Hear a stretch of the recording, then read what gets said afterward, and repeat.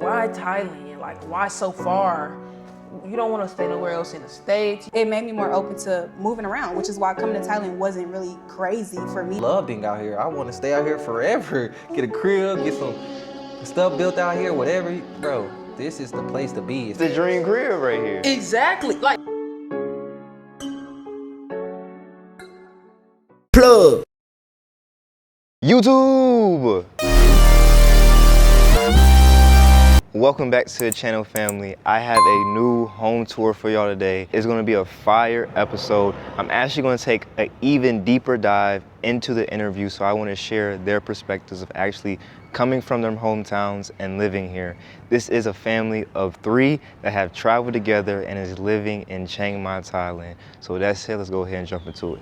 Welcome back to the channel, family. I got this beautiful family of 3 here, and we'll be taking a tour of their condo and why they chose Chiang Mai of all places. I'll go and let them introduce themselves. All right, my name is Quintravius, and I'm from Mississippi, but I grew up in Dallas, Texas. And the reason why I chose Chiang Mai is because I wanted to be somewhere that was close to nature, but you can go to the city. You feel me? I ain't want to just be all city. Plus, this place don't flood that much. hi, I am Love, and you can find me at Love the Artist. And I'm from Dallas, Texas, born and raised. My family's from Mississippi, but I, grew up in Dallas, Texas. And I chose Chiang Mai because I like, 1, the nature. 2, I heard that the people were a lot, they move a little slower than like Bangkok or Phuket, a little less touristy. So I just wanted a more homey vibe. Hey y'all, I'm Asia. I'm from Dallas, Texas, and I chose Chiang Mai because I love the city life, honestly, but at the same time, I feel like I needed to slow down because I've been doing a lot and I'm only 21. And Chiang Mai was more of like older people or like retirees. Retirees? I think that's how you say that. People that retired. All right. Good answer. So I feel like this will be best for me because I do need to slow down. So yeah. No, and I love that. And the fact that y'all are all young and doing this, I can't wait to share y'all's journey to Chiang Mai. All right, so we'll go ahead and jump into the tour. Okay, Let's get it. All right. What should we show first? I think the pool, since we're already outside. Yeah. Let's hit the pool. Okay. Man, I love the pool because it be having pretty good vibes. Like, people, they just be coming, they'll sit at the little lounge chairs. They'll talk to you too. They don't even be like uptight or nothing. Don't mind how I'm walking, y'all. I just had a meniscus situation, but we healing. You feel me? I got the little knee brace, so we live. But I like to come chill by the pool. I love Disney. Y'all, I love Disney. I go to Disney every single year. So when I seen this, I was sold. Don't know about everybody else, but I was sold on the Mickey and Minnie. I just like to come read by the pool. I like to read by the pool. I was swimming a little bit, but when I first got down here, I had my fingernail was cut off. Come on now, dog. Come on, man. I had just got something taken off, so I couldn't even swim. But when I did, I hopped in the pool a couple times. We come out here a couple times. We should come swimming a lot more. I'm gonna be real. I chill more by the pool instead of in the pool. But yeah, For a pool party. Yeah. I was thinking the same thing. You see what I'm saying? Pool party vibe. Ever since I had started swimming here, I actually got better at swimming. Because at first, I wasn't the best swimmer. I can't lie, but I have gotten way better. Because I'll swim from that end to this end, and I'll do it over and over again. But this right here, this is where people have like the little floats and little workout, little stuff you could put in the pool. Women restroom right there. They got the men restroom right here. It's pretty good too. I just love that we have a pool at all, and then it's cut off because sometimes you gotta leave to go to the pool. So yeah, it's really never packed. We had a meet and greet recently, but that was the only time it was that packed, just like 2 days ago. But usually it'd be chill like this. People just be minding their business. We just be chilling. Then you meet a lot of different people. They come down here, and then whoever is out here is usually the same people, but they'll have the conversations with you. They'll tell you about their journey.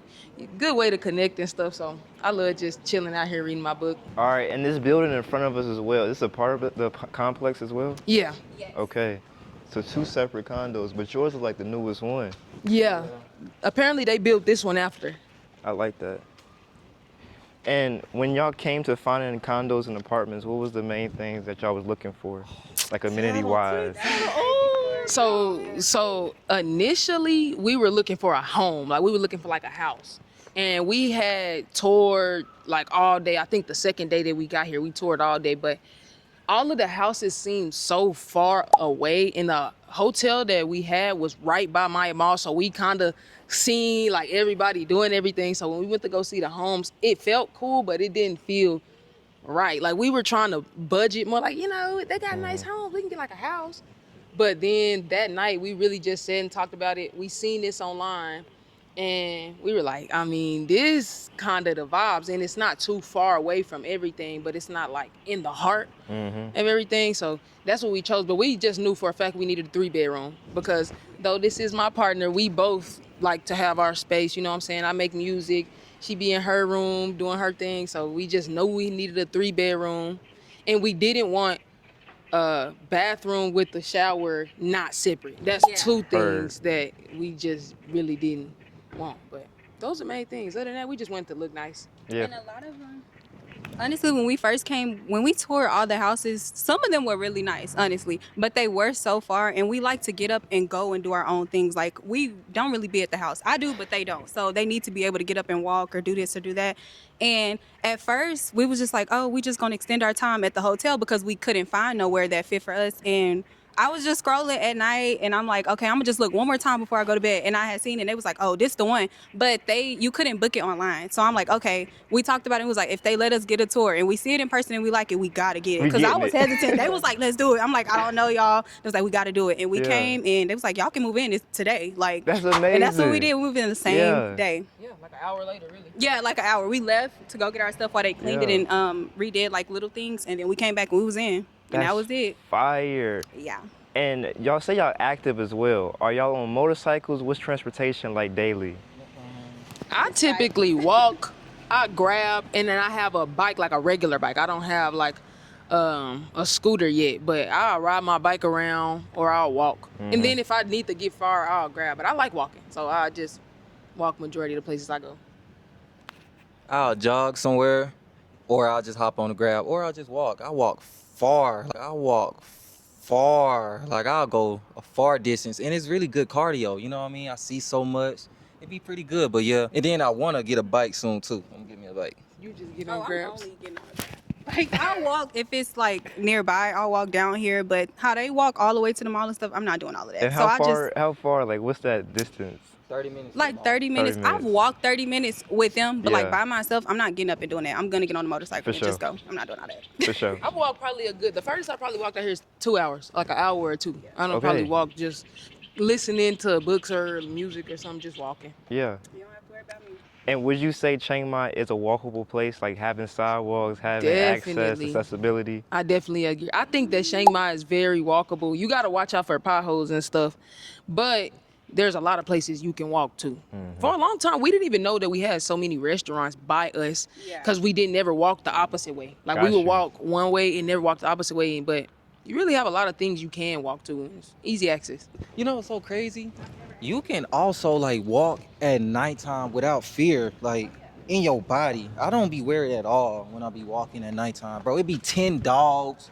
I don't care. Like I'll go up to the dog, and then they be barking a little bit, then they'll stop, and then they'll just be around me, then they'll walk with me, and I'm like, the vibe's good. But yeah, because I remember this one time I was walking pretty far. I got lost. I went the wrong way. Like it took me to a different route, but like I was behind this building, so I had to walk all the way back. It took an extra hour, but it was so worth it because I seen so many different restaurants, so many different things. Met some people, they happy. I'm just jigging. They love the vibes, love the vibration. So yeah, it's definitely walkable. It's definitely safe. Come out here, man. The first time that I really seen the park was like a very majestic day. That was like probably the first time that I gardened while I was out here, if you get what I'm saying. But I was sitting, and me and Twin was just like, what's over here? And one of my favorite things about this park, it's always a cat. I was just finna say, it's always a black and white cat. I think, that cat territory. When it apparently it'd be snakes and stuff. I've never seen a snake, but one of my neighbors said that it'd be snakes and the cat be handling it. So, Hey, they doing their hey, job. pretty girl. Aww. Another cat. They be chasing each other around here, but This is where the park is. Apparently, people be coming out here at night and sitting under these things, but I'm gonna be real. I've never came out here at night after one of our neighbors told us it was a snake out here at night. Cause but it's a chill spot. A lot of the times we see the little van, so I guess they go to school and like a bunch of kids to get off, and it's always kids out here playing. Today nobody's here, but usually it's always people out here playing. And also we have a bunch of people like with these businesses, they have like little children, so they'll bring them to this park because I feel like it's the closest park around here. But it's a lot of kids in this complex, specifically this one, more than the other one. Now, you was talking about your meniscus as well. You want to shed some light on how that happened? So when I was playing basketball when I was younger, I tore my meniscus, but it's been like 7 or 8 years since then, and like I've been here for like 5 or 6 months. So probably a month before I left, I was rock climbing, skateboarding, hooping. And one day I was playing basketball, and the next day I just woke up and my knee was like purple. And I kind of forgot that I had a meniscus tear when I was younger. So I'm a firm believer that you can heal yourself. So I was taking the time to just try to heal myself for the last couple of months. But I started feeling better while I was out here. In about a couple weeks ago, I was playing basketball. You know, I was riding my bike, just getting more active again.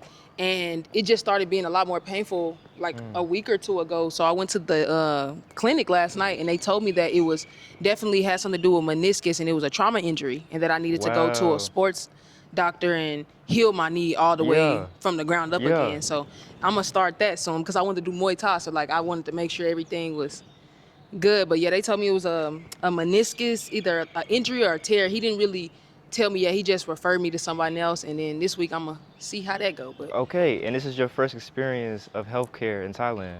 I had my tooth pulled. Okay. While I was out here, like 3 months ago. 3 months ago. And then this is my second time, and then we went to the hospital recently for her, but not for me. But yeah. Okay. Great service. Yeah. He didn't charge me for even like checking my knee because he referred me to someone, and it was so fast. Like he knew what the injury was without me having to do x-rays and everything. So he just referred me to a sports medicine doctor, and he didn't charge me or anything. And it was, I was there probably like 15 minutes. Damn. And how much was that tooth pull, if you remember?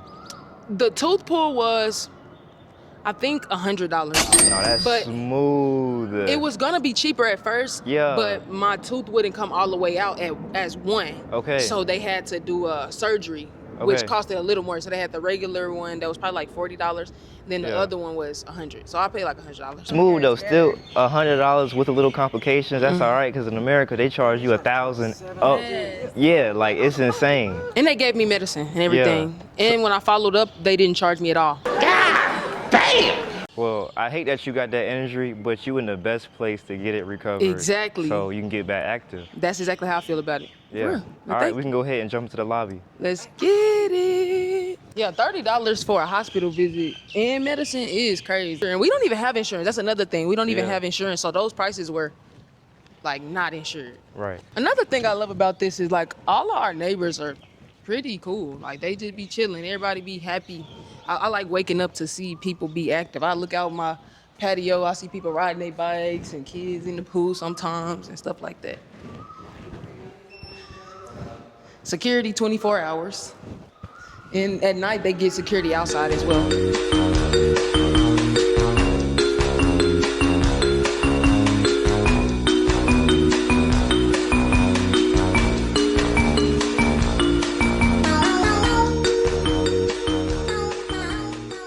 And now we're at the gym. Let's go. Oh no, this is smooth. Yeah, see, they're gonna get you for that light. Oh no, y'all got the good air diffusers in here. Yes. All right. And still, even after the injury, whatever, I love just coming to the gym. I like to come to the gym. I used to walk more when I first came because I was walking backwards so I can heal my knee up so I can start getting back active. But I like to come to the gym multiple times out the week. Even if I just come get a little, a little pump, get some pull-ups. They got where you can do the dips. And that was my favorite. I've been getting into that so I can do more calisthenics. I'll be doing the little pull-ups. Bro, I had seen this thing, who was it by? Oh, it was Conor McGregor. He was like, if you twist your elbows in, it'll focus on your chest when you're doing the pull-ups. So I've been hitting the pull-ups, doing them little dips. I'll be on the little bench right here. I'll use this too. Ooh, this too. Ooh. I'll use this too. I'll use this.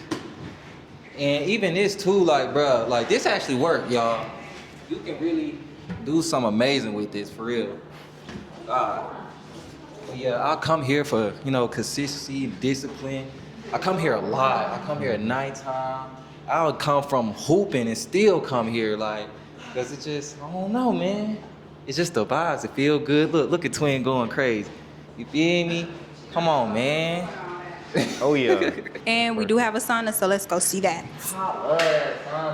All right, this is the men's sauna. I come here from time to time after a workout. Right here is a restroom, and they even got a shower over here too, if you need to shower. But yeah, when you come down here and you want to use the sauna, you gotta check in with the security guard first. You gotta let them know, and then they'll activate it, and then you'll be able to use it. And this seems like it's not really used that often, is it?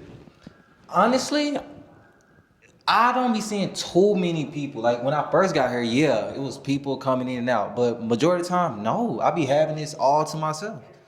For real. Like I'll come here, I'll do this right here. I'll put a little timer on it. Probably have it going for about 30 minutes. It'll tell me, when it's fully full, I'll just leave. But I'll be chilling right here. Probably have like a book or something. And I'll just be reading right here. And it'll be hot. And then I'll play like a little frequency. So I'll be like booted up. I'm talking about I'll be visualizing. I'll be seeing everything.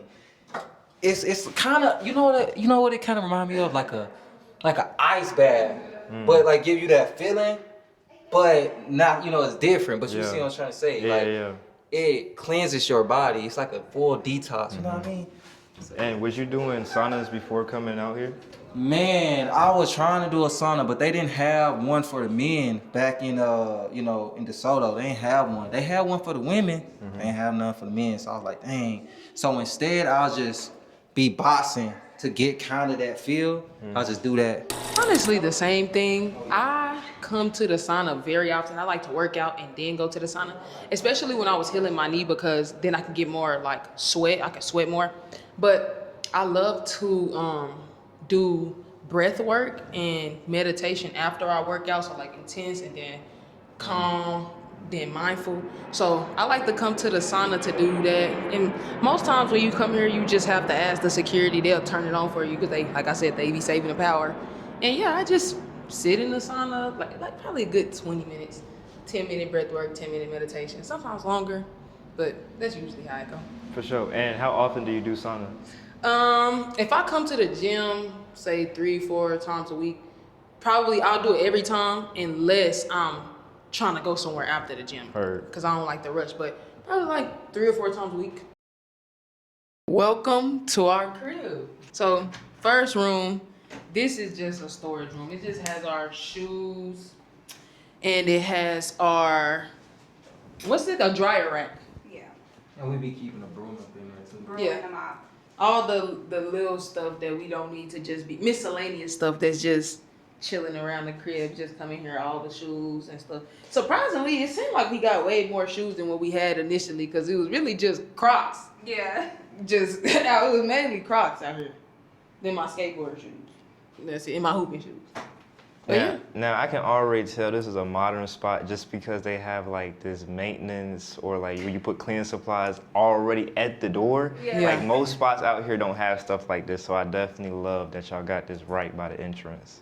Dang, I didn't even know that. That's real. Yeah, and it's a little spacious. I always thought like you can make music up in there. Facts. This right here is me and Twins' bathroom. You feel me? We got the stand-up shower head over here. I be using this thing right here. Like, I ain't gonna lie, I really like using this. And honestly, let me show you. I'm gonna try to cut it on just a tad bit. But if you press it, look, you see how it come out? And then the main one go like this. I'm just gonna turn it up a little bit. It's something like out of the movie, man. So I love that, but yeah. It's like, but yeah. That's my favorite light too. Facts. For good videos and stuff when you're in the bathroom, I love that light, cause I hate overhead lights. Like, I cannot stand lights over my head, y'all. So, this is over my head, but it's a little ducked off. So I usually go, and most times when I'm in here, I don't use a light. I'm gonna be real with y'all. I'll turn on my flashlight, you see what I'm saying? But I like that light the most, right there by the little mirror. Yeah, and since we in the bathroom, how has it been getting cosmetics and products for like hair and skin? Yeah, you go first. There ain't too much got none for like your hair if you melanated for real. So the best thing, bruh, is use coconut oil or something like that, bruh. Really. Yeah, like there ain't too much got none for your hair. Yeah. I don't know too much about skin. They probably got some for your skin, but not too much about your hair.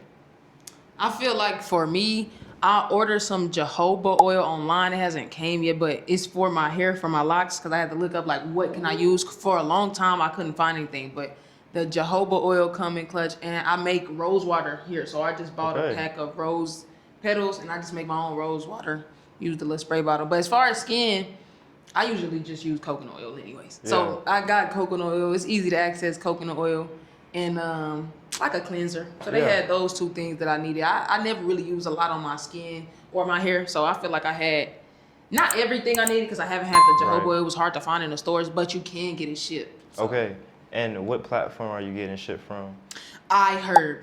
Okay. They have iHerb, and I think they have some on Shopee, but it's harder to find on Shopee. I wanted 100% organic, so I seen it on iHerb. That's what I'm going. Okay, now let me tell y'all the real, okay? Because they even back home, they just use like water and they be shining and stuff. I have eczema, I have sensitive skin. I can't do all of that. So it's been a nightmare for me out here the past couple months. My skin is like very sensitive. The water is really, I didn't think it was harsh, but now that I've been using it for a few months, it's kind of harsh with me having such sensitive skin. So I have to get a shower filter. But I've been using coconut oil too, and it's working, but I'm still on the search for something better because it's really not a lot of things, especially things that's like not brightening. All of the things out here, they have brightening stuff, and I'm be bleached. Yes, I don't want to be light skinned. So it's kind of hard. Stick to like the oils and like natural things, like she said, the rose water and stuff like that. And when you do go somewhere else and you find it, I would grab it and bring it back, specifically for Chiang Mai, because I know in Bangkok they have like different places you can go, but here they don't. So Now we're in the living room.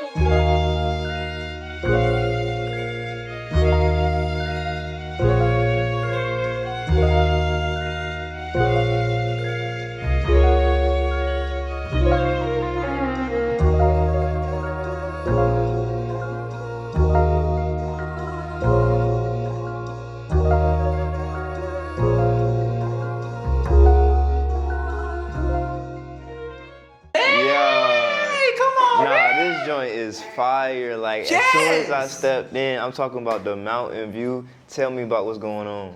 Oh, this is my spot right here. Yeah. Oh yeah, I forgot. We gotta do the little area right here. Who on it? You wanna go, baby? It don't matter. Okay, so one of my favorite things in this whole entire house is this couch. When I was at home, like back home, I always dreamed of having a couch like this. Let me show y'all. Look, this motherfucker extendable. You know what I'm saying? Look. Here, more than I even be in my This right here, I always wanted this. And then look. This also like a bed, y'all. Watch it. Boom. It go down. That would be medium. You can do a lot to it.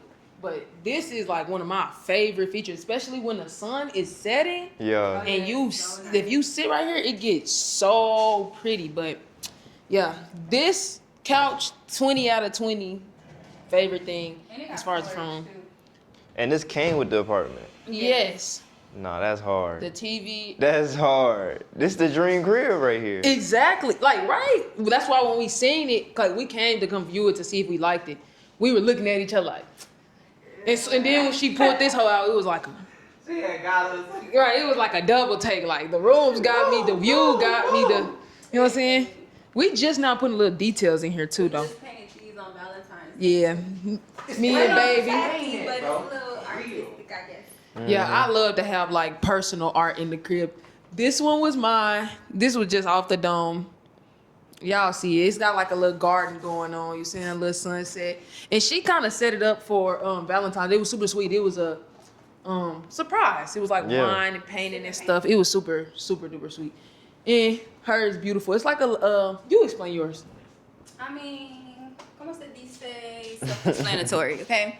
I can't really reach up there, but it's just like trees, a sunset, and then like a little river. Yeah. Just like some nature. What else? We got the Oh yeah, I got these flowers for Valentine's Day, and then they go perfect with the house. So now we need to keep flowers in this vase, and they be on the game all day. Let me tell you how our heart broke, right? I bought the OG 2K18, bruh. On the and phone. we couldn't even play it because on the way here while it was in my suitcase, I think that probably my skateboard or something smashed it, so we couldn't even play it, and I couldn't find this. Out of all my games, I was like, we gotta have 2K18 because that's before Nah, it's the OG. game started being, iffy. And we got the OG PS4. Like we could get the PS5, but like I don't know. Like I like old school stuff like that. Like I sure. like the PS4. There's nothing wrong with it. It worked perfectly fine. You see what I'm saying?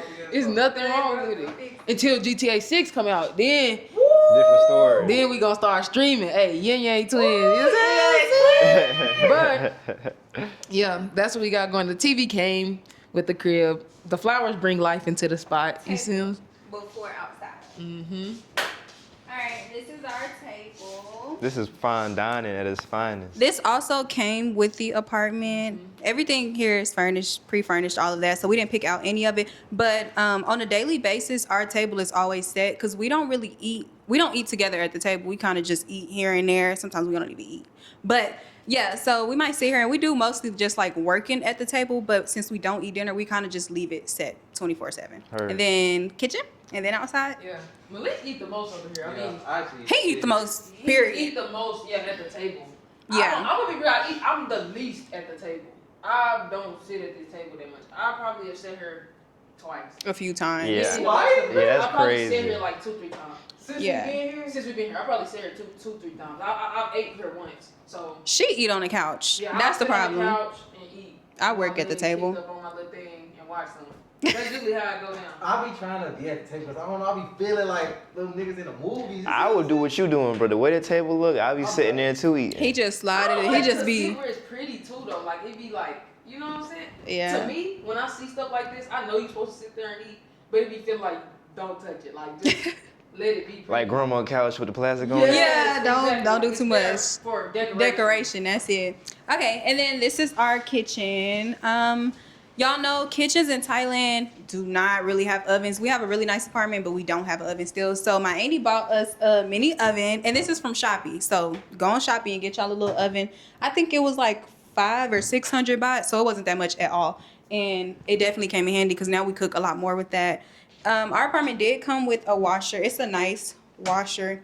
And let me tell y'all something. When we first moved into this apartment, the first month, our electricity, like utility bill was like 7,000 baht. I had to ask, I'm like, is that for the building? It was like, no, it's just y'all. We was washing a lot. We had the lights on, we had the air on, and we didn't know they don't do that out here. Back home, sometimes, but yeah. So ever since then, it's been lower now. But the first month it was 7,000, but we was washing so many clothes for no reason. But we don't have a dryer, so if our clothes will like have a smell after washing them one time, we will wash them again and again and again. But yeah, just a little backstory about this little washer. How much do y'all pay for water? Like 300. Like 300. Okay. Yeah, water's not that bad. Sometimes it'd be 200 baht. And then like our utility bills for lights and everything that we pay at 7-Eleven also. The most was the first month 7,000, but after that it's only been 2,000 or less. Okay. Because it's 3 of us. So Yeah. it shouldn't have been that much to begin with, but now we kind of be on it. We don't have the air on most of the time because we be gone. And then we have a lot of natural light in our apartment. That's my favorite thing, like the natural light. So we don't really use the lights until nighttime. And even to that, we have so many of them. One light is fine. Yeah. So, and how much is rent at this apartment? This one for the corner, this specific apartment, it's like a little over $1,500. And then it's 3 of us, so like 5 something each. Heard. So That's not bad amazing. at all. You can get a 1-bedroom back home for $1,500. Not nothing like this. So we love it. Yeah, that's pretty much it. We have little teacups and all of that. And my favorite thing, I gotta keep talking about it, y'all. I'm telling y'all, this mini oven is tea. It's everything. Like I love that mini oven. It's my favorite thing in the kitchen. And very much. what about clutch. hot water? Okay, so in our kitchen, we don't have hot water. Of course, our showers and stuff like that have hot water. It's not as hot as it would be back home. But if you want to take a good bath, old school, boil you some water, put it in there. That's fine. But like kitchens and stuff like that, no hot water. Bathroom sink, we do get a lot of good hot water though. Heard. It's probably the hottest the water gets. Yeah, the hottest is the bathroom. Talking about them glasses. Oh, I just got these for Valentine's Day. I Those was at are the store. hard. They didn't have wine glasses, but I thought these were cute. So Yeah. and now they go with the decor a little bit. And since we're in the kitchen, what does eating out look like for y'all? Not gonna lie, we eat out every day. So Okay. I've started cooking more recently. Like we Yeah. got chicken and stuff in the freezer. I'll make like chicken or, you know, things like that. But we eat out a lot more than we eat here because it makes sense. Because we only have a little bitty oven. We can cook on the stove, but getting the groceries to that is more expensive than just going to go get you a little meal. So we eat out a lot more like on a daily basis. But we have been cooking more because we've been missing like a home cooked meal vibe since we've been here for almost 6 months now. But eat out. I feel like she cooks meals for us sometimes, you know what I'm saying? And then he cook a lot of breakfast. Like eggs, rice. You know what I'm saying? I did that for a long time. Oats. Yeah, oats. We do that. And then I'll cook, but like she said, we don't cook that often. After I started cooking, like I started stocking up on stuff to cook, I started realizing that like it just costs a lot more. And I probably can get somebody who will make the same exact meal fresh for $60. I can eat out a few times, but I'll be missing like that taste of just Yeah. something from home. You know, even if it's just chicken, like I need a certain taste, and we're in Asia, so most of the food has a certain like Asian flavor to it, and I need some Southern chicken. So, yeah. They got some good ass chicken out here in Thailand though. I'm telling y'all. They do. Chicken, if it's one thing they can do, they can cook some chicken. All right, we have 3 balconies in our apartment. We have a little one, a medium one, and then of course the queen got the biggest one, but y'all will see that later. The queen. Please go. Oh, yeah. Yeah. And this opens all the way. 2-door slide. Wow. Sun hit out here, man. That's a paid actor, boy. Yeah, this sun hitting, man. Wow. So this is one of the things that sold y'all for this apartment? Yes, 100%. And this is perfect. Yeah. I like to sunbathe, sun gaze, meditate, yoga, you know, all that stuff. And I love Right. sitting out here. And then every day it be seeming different. Cause sometimes I come out here and it be like misty sometimes. And I miss when it used to rain out here. I ain't gonna lie, it used to be so, we'll close the actual thing and open the other part of the screen Yeah. and have it just like the rain will start hitting the patio, the breeze come in the crib. Yeah. Like it really, some nights I'll come lay out here, look at the stars and stuff, make music out here. I play my guitar out here. So it's just a cool spot. I like to be, and when I was living where I stayed, I love being outside when I work, when I do a lot of things, because I just feel like it regulates my nervous system, but I didn't feel as safe being able to just relax outside, like meditate or just lay there or do stuff. So here I just feel like, I can come lay on my patio if I want to, or just, this is my second favorite patio of the crib. I believe. Keyword second favorite. If y'all like this one, just wait. And you mentioned about the weather as well in Thailand. So for the people watching, they know that Thailand has a couple of seasons, and one of those seasons is rainy season. So any other season, you will not be getting no rain. Right, like I miss rain. Yeah. Let me be real. I'm one of those people where I like when it's sunny very often, but I like a little rain. I like that slow vibe where I could just sit, chill. Let's go to my sanctuary. You feel me? This is where we going. My humble abode. That's what we saying. Yeah, this is where the magic happened.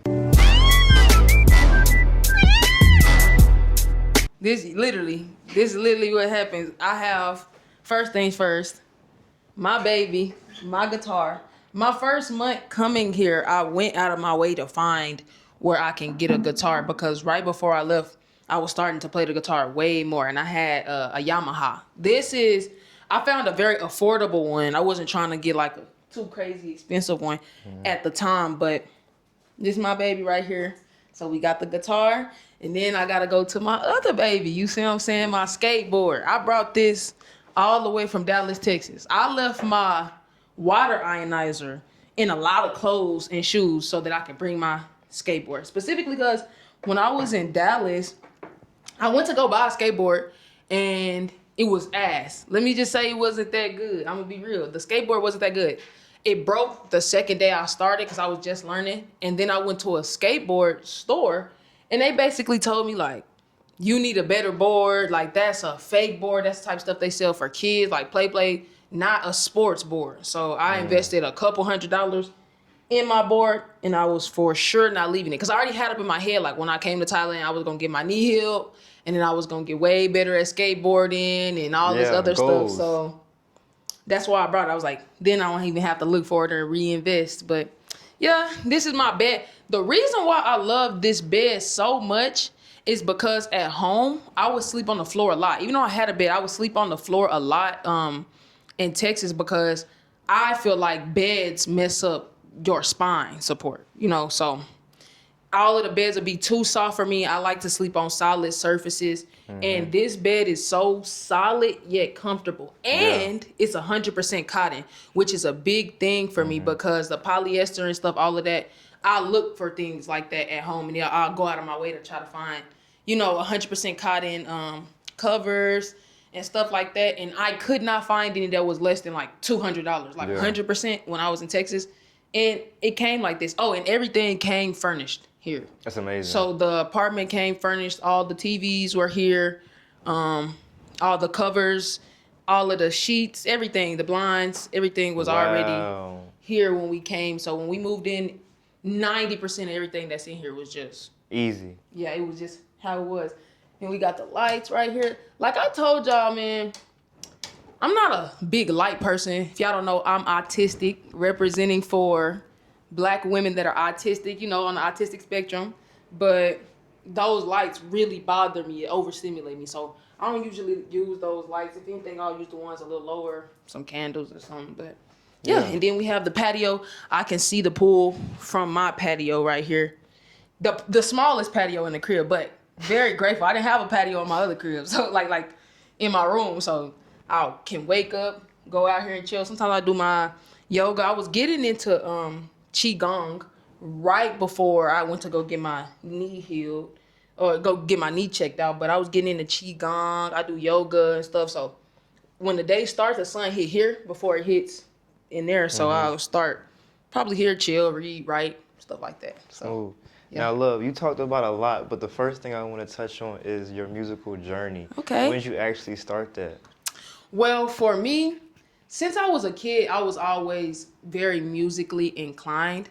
I forgot what it's called. It's synesthesia. I can see colors when I hear music and stuff like that. So since I was younger, I've always been connected to music. And I used to sing a little at church and things like this when I was really young until I was going to be on Disney at a point in my life. And then my mom couldn't actually afford the classes that I needed to go to, which is a blessing in disguise to me. It always is because I was so young. Yeah. But it kind of just made me not want to do it as much anymore. And then I got into sports. I started doing like football, basketball and stuff when I was pretty young. And I kind of walked away from actually creating music, but I was always singing. I was always like somewhere where music was. Yeah, you was always using your gift. Yeah, and I just put my guitar in the closet, and I used to take guitar classes when I was young. I just put it in the closet and kind of let it rot for a while until I really confronted something within myself, like what is your fear when it comes to that? Because that happened to you when you were younger, and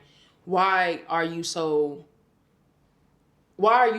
eager to do everything else that you're passionate about and not eager to do the one thing that you know that's always been connected to you since you were really young? So before I came to Thailand, I did something called The Artist Way. I don't know if you read that book, but I did The Artist Way, and I started taking guitar classes again. I was just letting myself I'm gonna heal my inner child, and I'm gonna work on what actually, give myself that chance. So I just made sure that it was always with me. I bought some music equipment with me as well. It's in my drawer, but my microphone, my laptop, my guitar.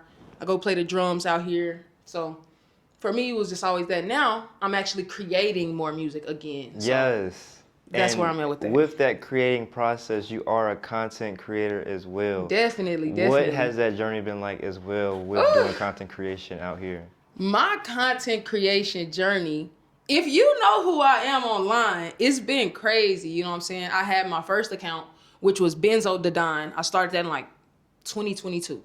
And I had 180,000 followers by the end of the year. And then they banned me. They just took my account. It was random. It was abrupt. And I had made money off the account and everything. It was my, my livelihood. It was starting. At first, I wasn't making money off of it. I had surgery, like I mentioned earlier, on my ovaries. And then I couldn't work anymore. And I wasn't working regular day-to-day jobs, but I was keeping money in my pocket, so to say. And none of the places I would go would let me work anymore because I just had surgery. So I had to stay in Houston, because first I'm from Dallas, but I was staying in Houston with my partner. As y'all can see, we were just starting to reconnect. So I stayed there, and that's when I started making more content, like actively trying to make money. I got monetized, I started making money. My life kind of changed really quickly. Yeah. And I had faith that it was gonna change at that time. And then that's when I started making money from it. It was my full-time career for about, I'll say 6 to 8 months. I was starting to make the most money I ever had. I was having a lot of traction, and then they took my account, and I stopped for like a month. And then I realized that it was never about the money when I started. It was a lot about what I was saying and what I was doing and who I was connecting with, but I was changing. So I wanted to change my approach, and it was more so products. My second account was more me sharing products that I actually use, like I said, with even just healing inner child trauma, stuff like that, different things that have helped me, and products that I can share with people. And then after that, I lost the account again. So somebody hacked me actually right before I came here, like a month before I came here. And I lost that account. And then I had a backup account that didn't have a lot of followers, but I was confident that I could build it up. If I could build it up there, I can build it up here. So now we on the third, low-key fourth account, because the other one was like, I wasn't using it as much. And now we full-time, you know, we on Instagram, we on YouTube, we on TikTok, but I've kind of changed my direction. I'm less talking and more showing my life, because I went more internal and more into creating, like I said, film, How I Met You, getting more into just, you know, my creative bag and just showing my lifestyle. So that's what I got into. And now I teach people how to do content, because I've lost so many accounts and I've built them up so many times that I realized that it's like a different way that I understand it. So that's what I do. Yeah. And you mentioned that you coach as well. How can people actually find you and get in contact with you? You can go to Love the Artist on my Instagram. Click the link in my Instagram. You can either book a call, or you can DM me, ask a couple questions, and then I'll send you all of my information. Real smooth. Yeah. All right. Let's go ahead and keep it going. Okay. Now, you got this closet space as well. How do you feel about the closet space? The closet space is 10 out of 10. My closet ain't in the best condition right now, but one of my favorite things I will say is that they all light up. Every time you open it, it's just lit up. You know what I'm saying? I will say I could use a little bit more drawer space for this room specifically, but I know that the other rooms in here have a whole bunch of drawer space, but I have more than enough space for me. You know, I have my guitar stuff in there, but yeah, more than enough space for me. Heard. Yeah. Because I didn't also have these drawers. I like that. For sure. All right. Okay. On to the next. That's when I think it's your time. Now we finna take a step into my room, man. Come on in, come on in. So I chose this middle room because I want to kind of see who coming in and out the door, you feel me? Plus it's just perfect because Twin, she be skateboarding. Well, at the time she was skateboarding from that end to that end. So it was kind of perfect, but yeah. This room right here, man, this is where the magic happen, man. This is where the visions come to life, bro. Like, I'm not even gonna lie, man. Coming out here and even having like a room with this much space, it gives me a lot of room to try out different things. Like, if I want to meditate, I can meditate right there. If I want to sun gaze, I can sun gaze right here, and I can look at the pool right there. If I want to read a book, I can just sit up here and read a book. But I had just recently, y'all, got a vision board. A vision board is really, really, really good if you a visionary.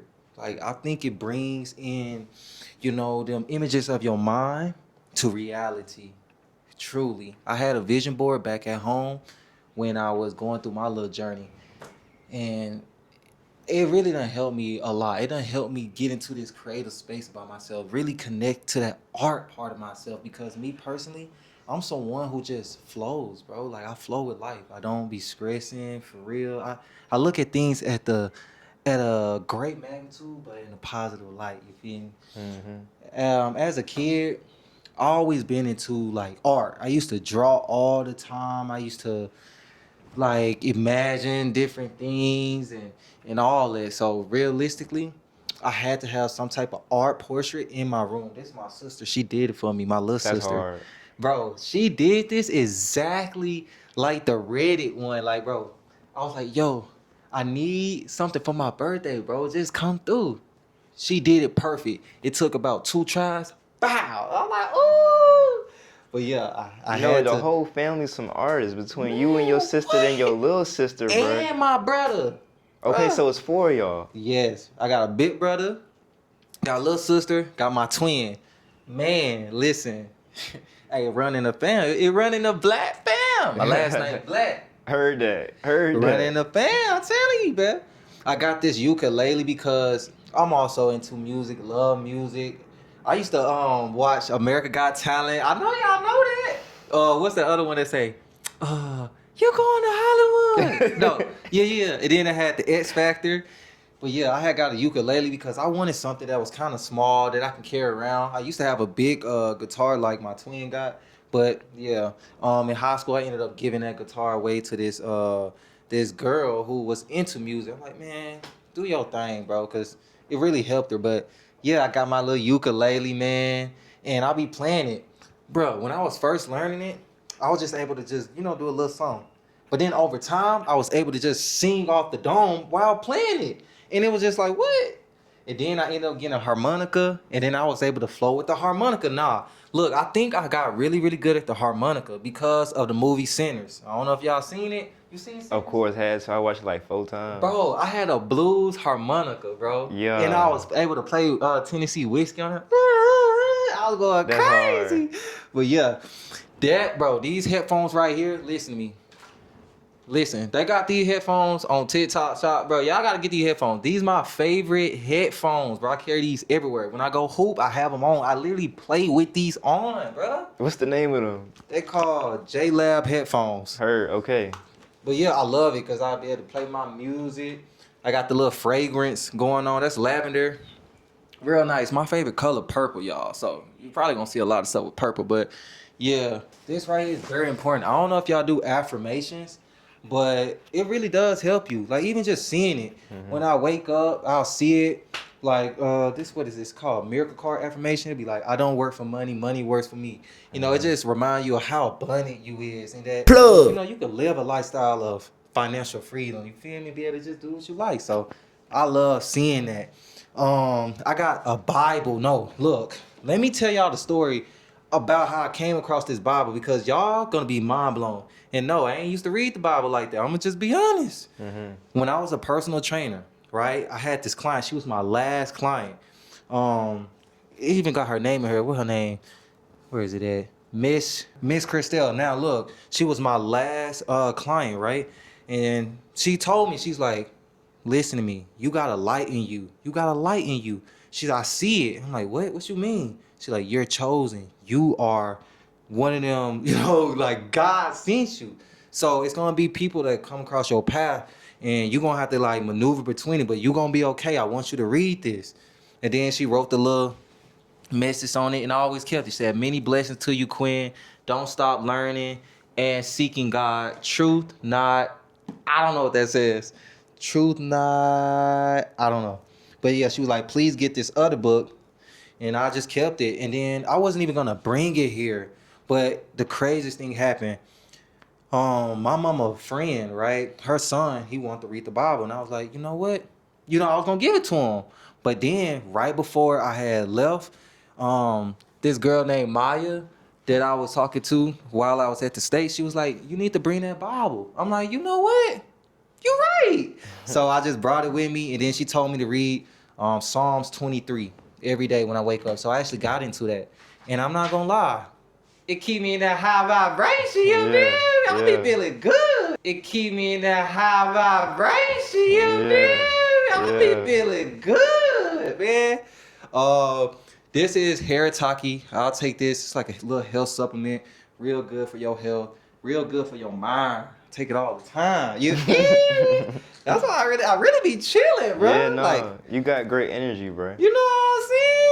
Look, I got the little Ormond's Gold. My mentor, he was telling me about Ormond's Gold at the time. He was like, it really heals your body, make you feel good, helps your lucid dreams, and it does all of that. And then you probably like, dang, how did you get this? Bro, I swear to God, I was just hooping. Just yesterday, I was just hooping. And after I finished the game, it was this top person named Ty. he like, bro, this for you. Happy Valentine's. I'm like, bro, you for real? He like, yeah. I'm like, my dog, That's bro. love. They That's so love. cool out here, Yeah. bro. For That's real. love. For real. But yeah, that's Yeah. why I got that. Just got They it. Was always gonna perfect. give you flowers out here. Thai Bro, people are like that. Do you know how I felt? I'm like, bro, y'all actually Yeah. mess with me for real? Cause Yes. like, I talk to them every time I speak to them, dap them up, what's up? I even sat at their table for all of them, like 8, 9 of them. They all cool. I'm just like, yeah, what's good, y'all? Yeah. You know, I want to learn Thai. I'm like, can y'all teach me Thai? They was teaching me Thai. I learned Shark D, mean like what? Good luck, something like that. I ain't even gonna go into it, but yeah. Yeah. And then right here, I got my little books.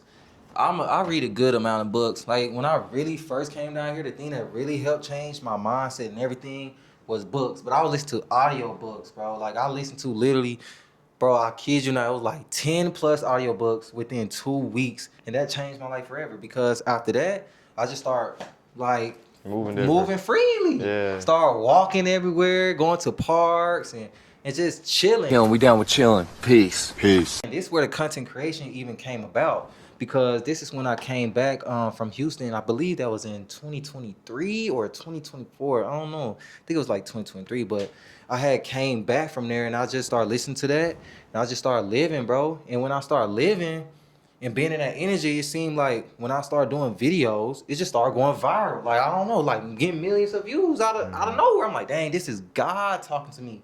It was like back to back to back. So I'm like, dang. And then I was still like at the time having little supplements, people buying the supplements. And then that what brought in cash flow. So then I was like, bro, this is possible. This is real, man. Like you can just create from content creation. But yeah, I definitely recommend this book right here. It's called The Power of Your Subconscious Mind by Joseph Murphy. And one that I'm reading right now is Think and Grow Rich, man. I'm not gonna lie. Listen, this the jail, man. This, man, look, you gotta tell them, bro. Yeah. Think and Grow Rich. That's the one. And I am someone who have like, I don't know how to explain it. Like I got so many different personalities. Like I dress how I feel. So like this glasses right here, it'll give me a different feel than this glasses. I call these the Michael Jackson glasses. Look, Oh, God. I did. Oh, come on, man. And then I got these right here. They clear, man. Clear circle. Yeah. But yeah, I got that book. And yeah, that's real chill. I love this closet because when you open it, it does like turn on a little lights, man. Like it's real nice. Real nice, bro. For sure. Oh, I had got a back to it. You gotta look. Stay with your inner child. Listen, stay with your inner child, bro. Come on, man. It's very important. You can't lose that. If you lose it, oh man, I don't know what to tell you if you lose it, bro. But this right here. I had got this because my mentor, he had told me to get this. It's like it's different lights, like LED lights. You got the red, blue, you got gold. It's like all type of different colors, but it's used for like setting the mood. You feel me? Because at the time he was teaching me like videography. He was teaching me selling, day trading. He was teaching me so many different things. And he was like, if you make it look like this, it'll portray a certain feel to the audience. I'm like, bro, right on. That's why when it came to content creation, I got way better at it because I was able to see it through a different lens. You feel me? So, like, realistically, I'm not gonna lie. I feel like coming out here to Thailand, it done grounded me entirely because, bro, being back in the States and how I was living then and like how I came to be, like, even just going from not having much and then just still going out there, keeping a positive mindset, walking everywhere, then enter into abundance. And then even to just come out here, you don't know how anything's gonna go. Be script from, the unknown. You know what I'm saying? Like stuff come about. Yeah. And then you still, just get through it because of, a vision. And then you see how things just get way better, bro. Like way better. But yeah, I ain't tell you about this laptop. This the laptop like I be using to connect to the projector so I can learn trading easily. I've been going absolutely crazy on here. I'm in the trade right now. And as you can see, I'm not even worried about it. I don't know what it's gonna do. I know it's gonna hit where I got it. But yeah, right now, into that trade. But this is where I learned how to day trade even more, if I could be able to teach it. And that's what I've been doing. That's what I've been doing. Like I had a book session just yesterday. It's real cool. I got one planned coming up, so it's gonna be real fire. I even just went to this place called Four Seas. It's literally a place for Ethereum, and that's what I've been trading. So I'm like, it aligned. Look, listen. I'm gonna be honest with y'all. I generally be feeling like things be aligning perfectly when you just work with divine. If you just like literally just tap into that feeling of just great abundance and just let things be, you'll see how things come to be. Like, cause look, how's you here right now, bro? Come on, bro. You see what I'm trying to say? Come on, man. Like, For real. it's perfect. For real. But yeah, that's it, y'all. If you want to learn more about day trading, you want to learn more about me, go to my page, Quinn Travius. And then if you click the link in my bio, you'll get access to me about day trading. And I even got free books too. When I was listening to all them audio books and everything, I created my own. Because everything I was learning, it actually worked. It actually worked. I'm like, I was sun gazing at that time. I was meditating at that time. I was working out. I was eating healthy. I was actually going out, just being in that abundant state, talking to myself in a positive light, dressing how I felt. And guess what? Abundance came in like an overload. So yeah, I had made that ebook. First thing I ever made. Congrats, bro. Man, it had 300 downloads. That's bro. awesome. It was going That's crazy. awesome. And I was like, you know what? I'm gonna just make that free value because people need that. You know, help with the mindset, help with everything. If they want to give, they could. But I made that free. That and the series. The only thing that they'll pay for is to learn day trading. Okay, now the best part of the house where the queen lay her head. So this is my room. Yeah. Okay, so first things first, y'all, I just learned how to like hotel the bed. So that's why my bed looks so tight. I tucked in the sides. This is actually from Shopee. So when we first got here, it came with like bed sheets and blankets and stuff. But I told y'all I got sensitive skin, so I was a little itchy even after I washed it. So I needed to get a new comforter. So I just did a whole new bed set. So if y'all go on Shopee, y'all can get these, and it was really cheap. Let's see, decorations, and let's go here first. So this is a little bit of body care, and then this is my sisters and my aunt. I just got this frame, and I miss them so much, and I feel like I need a little bit of home, so I just put that up. Yeah. And I got so many pictures because they printed me out. Like, they made me a little book before I left, and it got pictures of me and my family all over it. So I had picked one, put it in there, and yeah, y'all gonna have to come back though because we're gonna put some pictures out there too. And then this is kind of like my content area a little bit. I have like my digital cameras and things like that. And then of course my vanity. This is where I do my hair and makeup. We told y'all they don't have no products. So all of these products I brought from home, and I just kind of been hanging on using those. And then I have my makeup in here. It's a little messy, but makeup. Yeah. And then eyelashes and jewelry. Very All well from organized. TikTok shop. Thank you. Yeah. Y'all got a little OCD, just a little bit. So this is all from TikTok shop too. Can't forget the purses. These are my babies. And when I first moved here, I was thinking like, I don't know what I'm gonna put here because I didn't have pictures or anything. But I'm like, girl, you got 4 bags. So perfectly centered bags. Coach, if y'all want to sponsor me, Yeah, I love me some Coach, go y'all. ahead, tap in. And then should we go out or bathroom? We can go, let's go bathroom. Okay. Let's go bathroom. Before we go bathroom, let's go closet. Okay. Now you got the best closet do, out the I whole do. crib, but look at this hallway. For the queen. Okay, Yeah. y'all. I'm gonna decorate this area. That's why y'all have to come back, okay? We've been here almost 6 months, but I just don't know what to do yet. And I kind of like the open space because I do dance, so I be over here a lot dancing. But I have the most closet space. Even up here, this is all storage, but I can't reach it, so it's nothing in it. Yeah. I'll show y'all this one. When you open it up, I don't have nothing hanging up, but Yeah. all my clothes are in here and motion sensor lights. The lights do be tripping sometimes, but I think it's because we just spiritually inclined, so they be on sometimes when they're not supposed to. But all of these are built the same. They all have the lights, and it's so much storage space in here. And back home, I had a lot of clothes, so this would have been perfect, but I'm stocking back up right now. And then bathroom. Yes, and I saw this from the living room. We got to talk about this. Now, this tub is huge, y'all. And I still haven't even got in it yet. That's the crazy part. I haven't took a bath yet. But my girlfriend did take a bath like a few days ago, and it was a vibe because it got like a bomb ass view. This window opens like out, which I love. And it goes like really far, but I'm scared of lizards, so I won't do too much. And then, yeah, like I have a tub and a walk-in shower, which was perfect because most of the houses that we toured when we first came out here, the toilet and the shower were all like together. And I just couldn't do it. I don't know about everybody else, but I don't know. It made me uncomfortable a little bit, so I couldn't do it. Yeah, this is my little sink area. I am a bit organized. That's just me. And I hate overhead lights too, but not because they bother me, but mostly I'm dark skinned and I need a light like in my face. So most times I bring my little content light in here to use this mirror and that'll work. Or like natural light this way. Yeah. So yeah.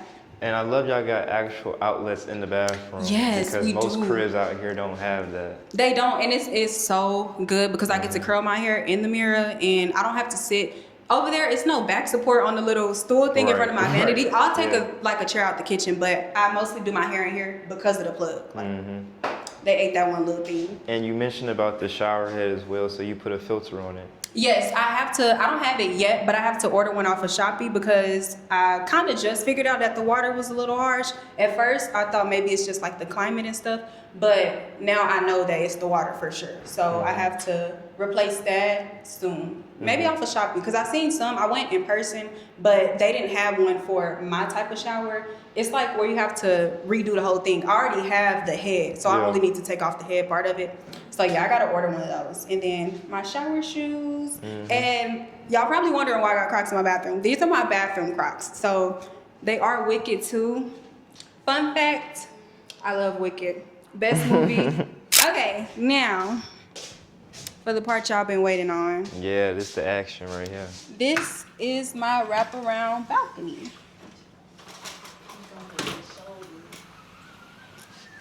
When she said wrap around, she mean wrap around. I mean all the way around. Y'all can see the whole Thailand.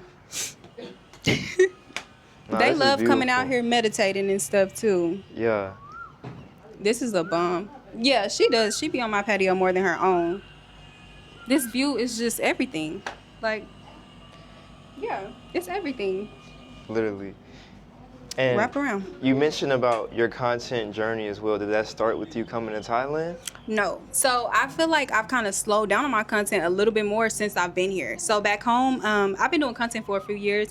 And then the past like maybe 2 years, I started transforming to like TikTok shop. But when I came here, I was kind of like, I don't know where I want to go with my content. And a lot of people always ask me why I don't do more Thailand content. Because if you see them, a lot of people see them on social media and it's like, oh, they're in Thailand, this and that. But you wouldn't know unless you're just like looking at my page. But yeah, out here I've been trying to like figure out my niche and like which direction I want to go. Because before it was kind of like clear I was doing TikTok shop and then like little vlogs and stuff. But here I can't get TikTok shop products instead of like, unless I change my store to TikTok shop in Thailand specifically, but I don't want to do that, you know? So yeah, I'm kind of like figuring out my content while being here in a mix of like, I like makeup, I like beauty, I like fashion. So I don't want to limit my content to just Thailand. So y'all will see Thailand vlogs, but I'm still learning while I'm out here at the same time, if that makes sense. It does. And your main platform is? TikTok. TikTok, okay. Yes, and Instagram a little bit, but mostly TikTok. And what's your name on TikTok and Instagram? My TikTok is Black Barbie with 3 E's, and my Instagram is _Black Barbie with 2 E's. And I do have another page that's Asia Wanye, ASIAWANYEA. Yeah, and I want to ask you real quick as well that we saw the family photo, and you coming out here has to be huge, especially leaving them. So how does that feel, and how does your family feel about that? Okay, y'all, this is a touchy topic. So when I first told my family, I don't think they really believe me, but they know I travel. So back home, I was already traveling. I worked a travel job. I was pretty much gone every single week already. But when I told them I was moving like out the country, it was more so like a girl, okay. Until I really started packing and selling my stuff and all of that. And then they kind of was like, oh, you're actually going. And I think even though I'm out here, they kind of like, they love the fact that I'm flourishing and stuff, but they still don't even understand why I'm out here, you know? Yeah, so it's kind of hard because I have sisters, and me and my sisters are really close. Like, we lived together before I even moved out here. Like, I moved out, by myself and then moved back home. So we've been together the past like couple months or whatever. So I talk to them all the time. They are proud of me and they like the fact that I'm doing something different, but it's hard for them to understand because they don't travel for a living. They travel, but not as a job, you know, already. And they're not, I wouldn't say as open, but I think I'm more open to certain like cultures and like different things than they are. So I don't mind like the language barriers and stuff. They're like, oh, you're going somewhere, you don't even know what they're saying or this and that. But it really doesn't bother me, you know, because I like to experience different things like that. So yeah. And have you told them that they can come out here and visit you? yes, I tell them I'm waiting for somebody. And my friend, my family. 6 months. It's I'm like, y'all ready now or what? But honestly, I don't think they're gonna come out here. Like my sisters, they just keep saying like, oh, I can't do the flight, like the long flight. That's the main thing. They can't do the flight. How long was that flight for you coming out here? We did the whole day was like 20 something hours of traveling, but our longest flight was 14 or 15 hours. It really wasn't that bad. I was going to take like a sleep supplement, but I didn't have to because it wasn't that bad. I was already tired and they feed you real good. We flew with like Korean Air. The food was busting. We still be thinking about the food. We be looking around here. Yeah, the food was really, really good. It's not that bad. That's why I tell everybody, if you don't like long flights, just do a connecting flight. We stopped in Korea for a little bit, and then the last one was like 14 hours versus doing like a 24-hour flight. Like, that's insane. Yeah. Okay. But that's the main thing of them coming out here. They just can't do the flight. So I think if I stay here a few more years, then they'll see like, you definitely are opening their awareness just by you being out here. So you're doing amazing. Thank you so much. You're welcome. Thank and you. With that said, we can go ahead and jump to the interview. Okay, let's do it. All right, family. So we're at the interview segment of this tour. Now, I want you to go ahead and restate your name and where you're from. Hey, y'all. I'm Asia Wanye, and I'm from Dallas, Texas. So coming from Dallas, right? When you were growing up, has anyone actually took you out of Dallas, or was Dallas a place that you never left? Growing up, it was kind of like a place I really never left. Mostly like Texas, because I lived in Houston for a little bit when I was younger. But until I got older, I never really left Dallas. We did trips to like Galveston or things like that, but I never just left. Well, my mom, she's been like, when she was younger, she moved around a lot. Okay. So the older she got is more so like she stayed in Dallas. But my aunt, which is who I lived with before I came out here, she travels, like she takes my sisters to like cruises and they go out of town. She just came back from, I think, Washington just to go. Like she does get up and go travel a little bit, but I leave like weekly. They don't go as, much as I do, but they travel. Yeah, okay. And what is your profession? So back home, I was a professional cheer coach. So I work for a cheer company called Varsity, and they basically send us to different states and we run cheer camps. And then we also have cheer competitions. So I get to go to Disney every year, and then at the end of all of that, we have like All-American parades, which is when I went to Hawaii for that. They have it in London. I haven't been to London yet, but they have it in London. And yeah, I started doing it freshly at 18, and I've been doing it ever since. That is amazing. Thank so you. You having that background, getting exposed to all these different perspectives has definitely opened you up to traveling abroad now. Yes. So this is your first Asian country? Yes. And Chiang Mai in Thailand is the first place that you visited? Yes. Oh my gosh. We stopped by Bangkok a little bit Yeah. for one night, but this is the only place I've really been. Yeah, okay. And what would you say is the main things that definitely was a culture shock for you? Okay, honestly, how touchy everybody is. So back home in the South, we already have like manners and stuff like that. So that's normal for everybody to be pretty much nice. But the random touching or like as much affection that they show, I wasn't really used to that from strangers, because I don't really like when people, like even in public, how close they walk to each other. It doesn't bother them. I don't like when people do that, like be too close or this or that. So that was one thing that I really had to like get out of, because it makes you kind of feel dumb when everybody's all happy, la la la, oh hi, touching and stuff, and you're like, oh don't touch me, like No, for so sure. even if it's uncomfortable, I get it with boundaries, and they respect boundaries out here, so I can just like, oh, laugh it off or move to the side, and I know that they don't have ill intent, but everybody just being so touchy-feely and like with every single thing, that was a big like, oh, okay, for me. Yeah, and traveling out to Thailand, what was the process like regarding visas and just preparation coming out here? So it was, for me, I would say it was easier only because it's 3 of us. So a lot of the things I really didn't have to do myself. Like I would be working on one thing and then my girlfriend would be working on another. My brother would be doing the other thing. So our main problem as far as coming out here was deciding where to be. Because like I said, I like a fast life. they like the mix. They go to the park back home. They like to be ducked off by nature and stuff like that. I'm not a big nature person. I'd rather be like in the city. So us looking at all the different places and like trying to figure out what was gonna be best for all of us and not just one or the other was the main problem. But everything else was pretty much easy. We haven't gotten visas yet because we left and came back, and it restarts again. And we've only been here almost 6 months, but within like the next month or two, we are gonna have to start getting visas now. Yeah, okay. So I'm glad that y'all are all working through that process together, and that's like the biggest feature because y'all are doing this together and Yes. going much further. Now, you already shared about your personalities with living with them, and I know they're so musically inclined with Yes. skateboarding, guitar, and singing. So you coming out here, how has that matrix been for you?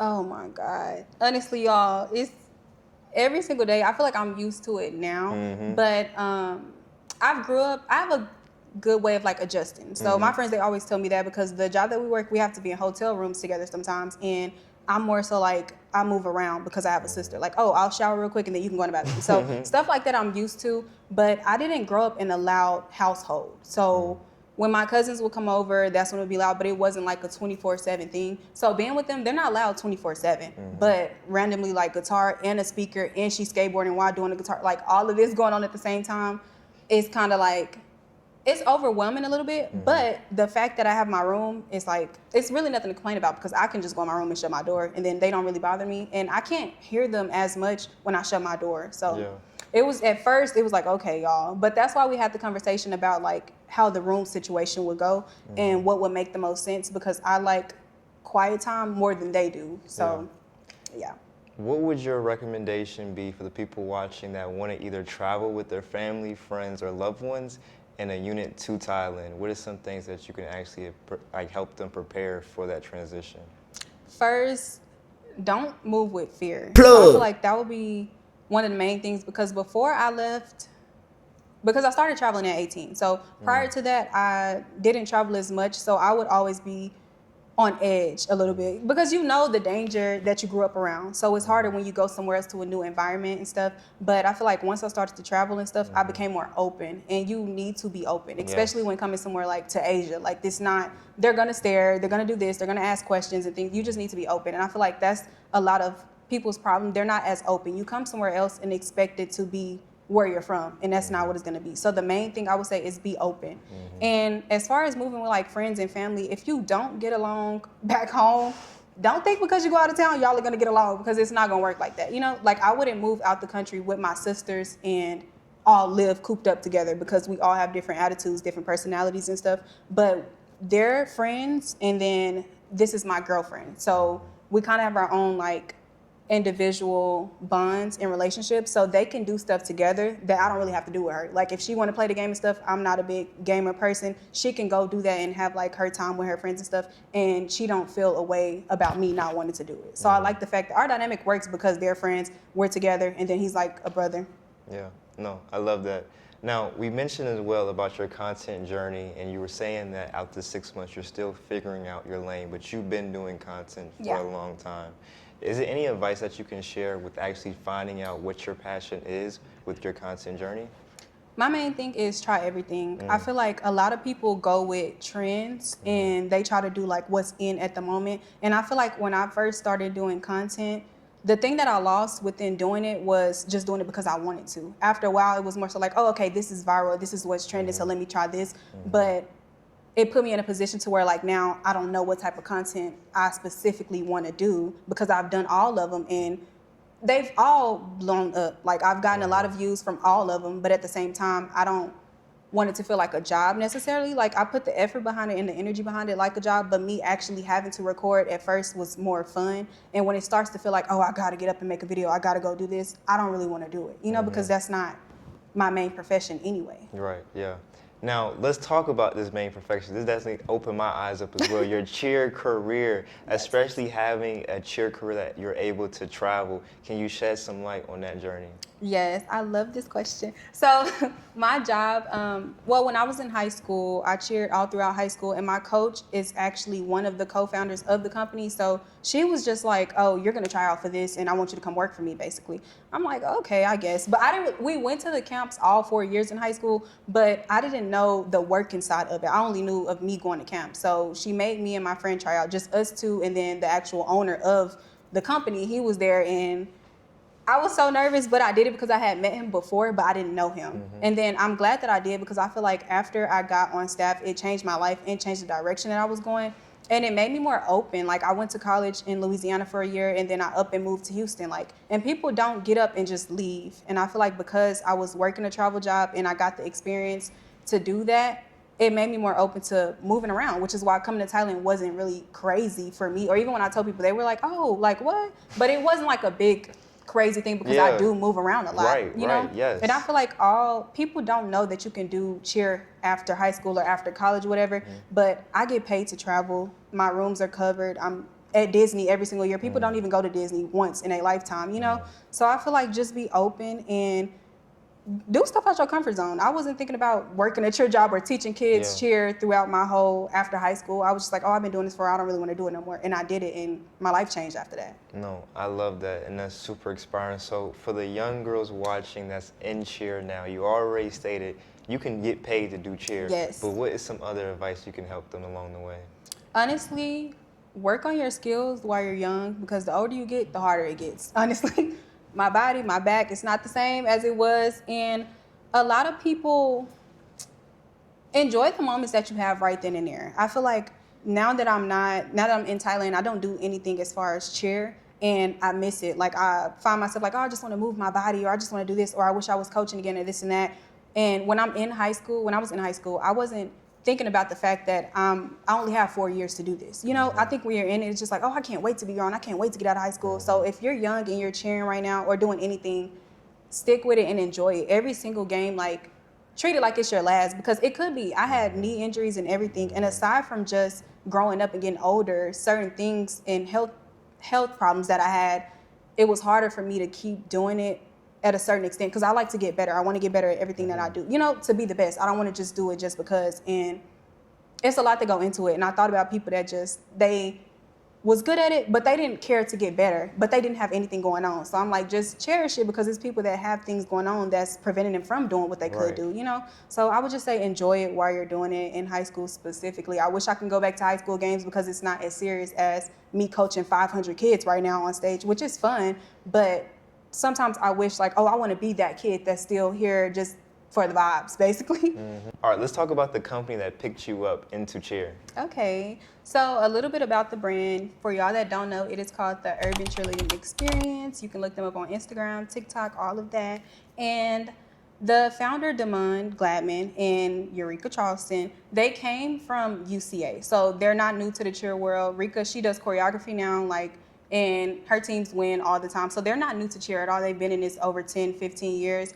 But I've never seen anything that really, like, represented me until UCE. And I'm glad that she put us in those camps. We had to go to, like, UCE and UCA. If you don't know, you can look more into it, so I don't get too deep in that. But I had to go to both camps, which I love going to both camps, because it gave me two different experiences. When I went to UCE camps, it was more Black people, of course. It was predominantly Black people. They're all from HBCUs, and they come and they're teaching me this and different skills. And I felt like I had mentorship. I felt like I had sisters, and like older sisters and older brothers, versus going somewhere and feeling like I'm coming here to compete against all these teams, even though I'm in a cheer camp. It's not a competition, it's a cheer camp, you know?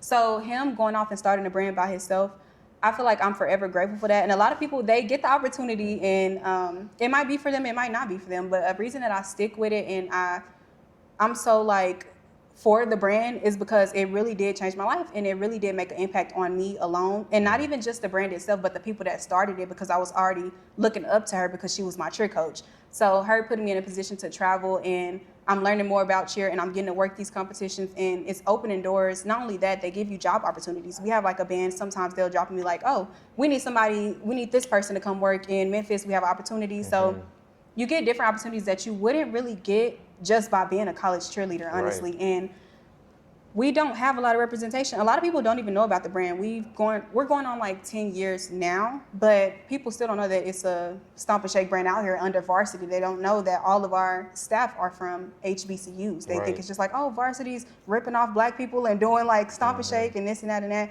But our founder of UCE is a black man. Like, these are black people. They're doing this for the people and for the culture. And not only that, they're still doing other things in the work, and they're trying to get like some new competitions and stuff for our demographic because we don't have a lot of those. Right, yeah. And what's their website? I know you already talked about the brand, but what's some other ways that people can find them?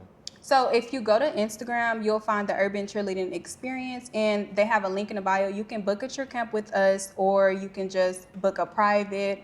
And we do cheer camps in all states, so we're all over the world. You can do a big one, or you can do one at your private high school. If you do book a cheer camp at your school, they'll send staff members, aka me, or somebody else to come to your school and run the cheer camp for you. You'll learn a bunch of different skills. It's not just stomping and shaking. A lot of people don't know, but I'm gonna let y'all know right here, right now, we do stunt. Our staff can tumble. We teach technique. We teach everything, not just stomping and shaking with a little skirt, so. No, thank you so much for sharing your journey. Of course. And we look forward to seeing what you have to come next. Thank you so much. All right, family, we got interview 2 with the middle child. Please reintroduce yourself. My name is Quinn Travius. I was born in Mississippi, but I grew up in Dallas, Texas. I'm not gonna lie, bro. When my mama told me about Texas, bro, I was like, what is Texas? You feel? Like, what is that? Like, she left us. She literally left. She went there. She stayed with my auntie. And by the time she came back, she was so happy. She had all these videos and everything. She like, bro, we finna move. I'm like, what? And then that's where it started. That's how we moved from Mississippi to Texas. Yeah, and that right there already paints a picture on your traveling journey and getting exposed to different perspectives. What age was that for you? That was when I was 5. Okay. Now, my auntie, right? She's the real reason I love to travel because, and I thank her to this day. I even told her, I'm like, you the reason, because when we was really young, she used to actually take us and go take us to like Las Vegas, go take us to San Antonio, like just take us to different places and try out different restaurants and just see different sceneries. And I'm like, I loved it. You feel me? I loved it. And it stuck with me, and that's kind of why, you know, it just hit me to travel, you feel me? You know what I'm saying? Yeah. And I think it's a part of the zodiac for Sagittarius as well. When your birthday? December 4th. Okay, heard. Now, I asked your sister this question, but when did you actually start your musical journey? Man, okay, I'm gonna be real with y'all. How old was I, bro? I was so young. I won't tell no lie. I'm just gonna say I was like 7, 8 when I started like just loving music. Now I was not the best at it, y'all. Look, I'm telling y'all, I was only able to sing one song, and that was "Stay With Me." You know that? Yeah, Sam Smith. yeah. I was able to sing that. Nothing else, bro. Nothing else. But yeah, I loved it because my big brother and my little sister, we used to just come together, and we'll actually like do like this. And we'll like sing, like we'll make it seem like we had X Factor or America's Idol, and we'll actually do that. Then like, I don't know, I loved it. I loved the vibes. I'll try. My big brother, he could sing, like he could actually sing. And then it was this one day he was singing. He tried to hit a high note. His voice cracked and he just got deep. He wasn't able to sing no more. I'm like, bro, what? But yeah, that's how the music journey kind of started. And then from there, since I was going to school in Red Oak, you know, it's predominantly white. Like I was like the only melanated person there. It was probably like no more than 3 for real. They love me. They absolutely love me out there, bro. I'll tell you, they was What do you mean by that? going crazy. They love me, bro. But yeah, my auntie, she had me in like different little musical programs and stuff like that. It really stemmed in 3rd grade and then 5th grade. Yeah, and doing this with your youngest sister as well, you know, doing your artistry and focusing on your craft and having that different perspective with being in a place that doesn't really look like you. Can we talk about how that preparation prepares you to be in a continent and a country that it's like the same thing?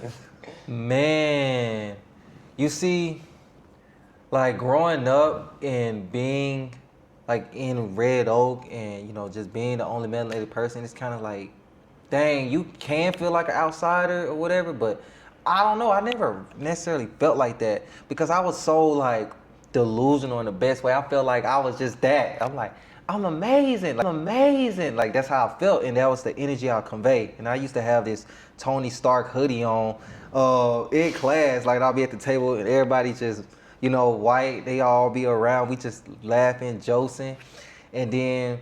Yeah, I don't know. I had this confidence about myself that just carried. I never really, was insecure or nothing.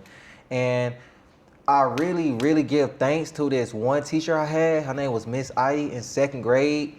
She used to have us like write a story, like create a story from our imagination, and we'll have to present it in front of in front of everyone. And I think that is what really made me get overly confident because I'll write the best story, then I'll go up there and I'll present it and it'll be funny, I'll be like energetic and everybody just, ah! And look, bro, this teacher right here, she taught us a cutie Quintravious, right? When she did that, I'm talking about all the girls, everybody, they, cutie Quintravious. I was like, bro, I felt like that guy, bro.